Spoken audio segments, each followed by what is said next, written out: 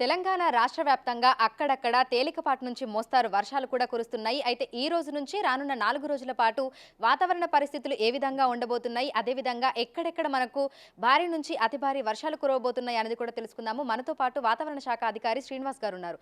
మిగతా విషయాలను ఆయన మాటల్లోనే అడిగి తెలుసుకుందాము. నమస్తే సార్. సార్, చూసినట్లయితే గత కొన్ని రోజులుగా మనకి తేలికపాటి వర్షాలే అక్కడక్కడ నమోదవుతున్నాయి. నిన్న కూడా మనకి కొన్ని చోట్ల వర్షాలు కురిశాయి. అయితే ఈ రోజు నుంచి రానున్న 4 రోజుల పాటు తెలంగాణ రాష్ట్ర వ్యాప్తంగా వర్షాలు ఏ విధంగా ఉండబోతున్నాయి? మనకి గ్యాంగటిక్ వెస్ట్ బెంగాల్ ప్రాంతంలో ఒక అల్పపీడన ప్రాంతం ఏర్పడిందండి. మనకి అలాగే ఋతుపవన కాలంలో ఋతుపవన ద్రోణి అనేది ఉంటుంది. మనకి ఇటు పశ్చిమ తీరం నుంచి తూర్పు తీరం వరకు ఋతుపవన ద్రోణి అనేది అక్రాస్ ఇండియా ఉంటుంది. సో ఆ ఋతుపవన ద్రోణి కూడా మనకి గంగానగర్ నుండి ఢిల్లీ మీదుగా ఇదే అల్పపీడన ప్రాంతం గ్యాంగటిక్ వెస్ట్ బెంగాల్లోని అల్పపీడన ప్రాంతం వరకు కొనసాగుతుంది. అలాగే మరొక ద్రోణి మనకి దక్షిణ రాజస్థాన్ నుండి మధ్యప్రదేశ్, ఛత్తీస్గఢ్ మీదుగా ఇదే అల్పపీడన ప్రాంతం వరకు కొనసాగుతుంది. ఇది ఈ మధ్యప్రదేశ్, ఛత్తీస్గఢ్ మీదుగా పోతున్న ద్రోణి మనకి ఉత్తర తెలంగాణ జిల్లాలకి కొద్దిగా దగ్గరగా ఉండటం వల్ల ఆ ప్రాంతంలో కూడా మాయిశ్చర్ అక్యుములేషన్ జరిగి మాన్సూన్ చురుకుదనం పొందే అవకాశం ఉంది, ముఖ్యంగా ఉత్తర తెలంగాణలోని జిల్లాలకి. అందుకని ఈరోజు ఉత్తర తెలంగాణలోని కొన్ని జిల్లాలకి భారీ వర్ష సూచనతోటి ఎల్లో వార్నింగ్, రేపు కొన్ని జిల్లాలకి అతి భారీ వర్షం, అవి కూడా ఉత్తర తెలంగాణలోని జిల్లాలకే అతి భారీ వర్షం పడుతుందని ఆరెంజ్ వార్నింగ్ ఇవ్వడం జరిగింది.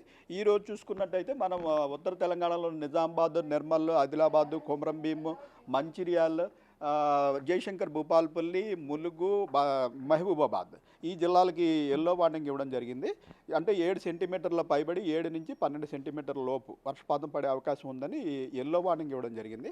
రేపు మనకి ఉత్తర తెలంగాణలోని 6 జిల్లాలు నిజామాబాద్, నిర్మల్, ఆదిలాబాద్, కొమరంభీం, మంచిర్యాల్, జగిత్యాలు ఈ 6 జిల్లాల్లో 12 సెంటీమీటర్ల పైబడి వర్షపాతం పడుతుందని ఆరెంజ్ వార్నింగ్.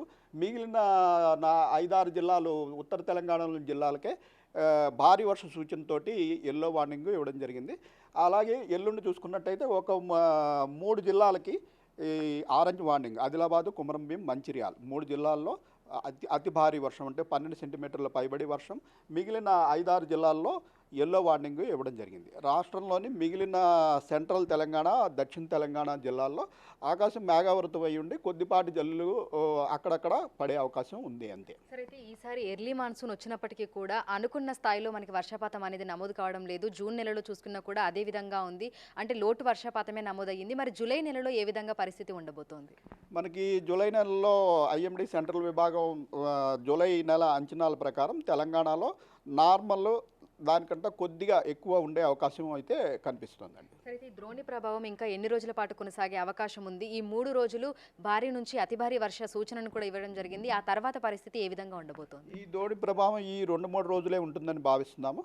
తర్వాత మళ్ళీ మనకి ఈ పశ్చిమ మధ్య బంగాళాఖాతంలో కానీ, ఇటు అరేబియన్ సముద్ర తీర ప్రాంతంలో కానీ ఏదైనా అల్పపీడనం ఏర్పడినట్టయితే మళ్ళీ మాన్సూన్ యాక్టివ్ అయ్యి తెలంగాణ మీద వర్షాలు పడే అవకాశం ఉంటుంది. ప్రస్తుతం రాగల 3-4 రోజుల్లో అటువంటి అవకాశం మనకి కనిపిస్తుంది. అయితే గత కొన్ని రోజులుగా ఈదురుగాలులను కూడా ఎక్కువగా చూస్తున్నాము. అయితే ఈ వర్షాలు ఉరుములు మెరుపులు ఈదురుగాలులతో కూడుకొని ఉంటాయా, లేదంటే ఏ విధంగా ఉండొచ్చు?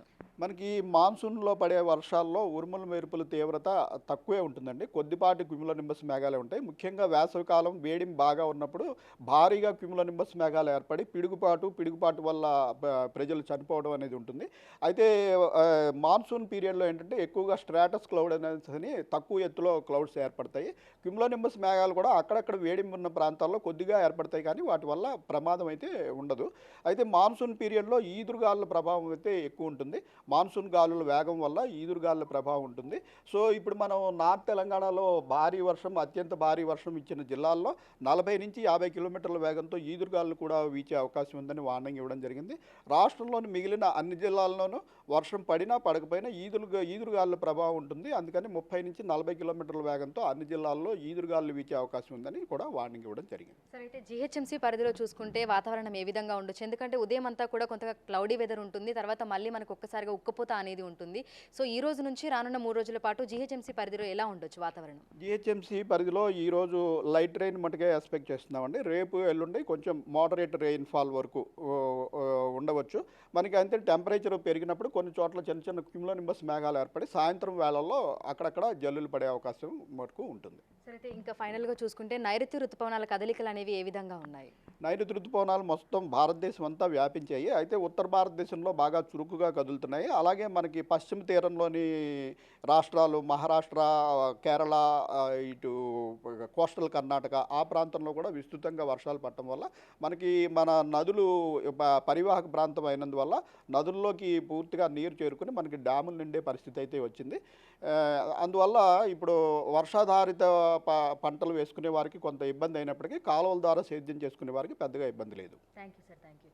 సో ఈ రోజు నుంచి రానున్న 2 రోజుల పాటు అంటే ఈ రోజు రేపు ఎల్లుండి ఉత్తర జిల్లాలకి అలర్ట్స్ని కూడా ఇవ్వడం జరిగింది. ఈ రోజు ఉత్తర జిల్లాలకి ఎల్లో అలర్ట్స్ని ఇచ్చారు. మోస్తారు నుంచి భారీ వర్షాలు కురిసే అవకాశం ఉందని, ఇక రేపు ఎల్లుండి భారీ నుంచి అత్యంత భారీ వర్షాలు కురిసే అవకాశం ఉన్నట్లుగా ఆరెంజ్ అలర్ట్ని వాతావరణ శాఖ జారీ చేయడం జరిగింది.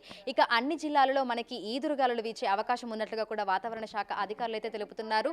జీహెచ్ఎంసీ పరిధిలో కూడా తేలికపాటి జల్లులు కురిసే అవకాశం ఉన్నట్లుగా కూడా తెలుపుతున్నారు. విడుదల సన్నీతో అంజుమ, బిగ్ టీవీ, హైదరాబాద్.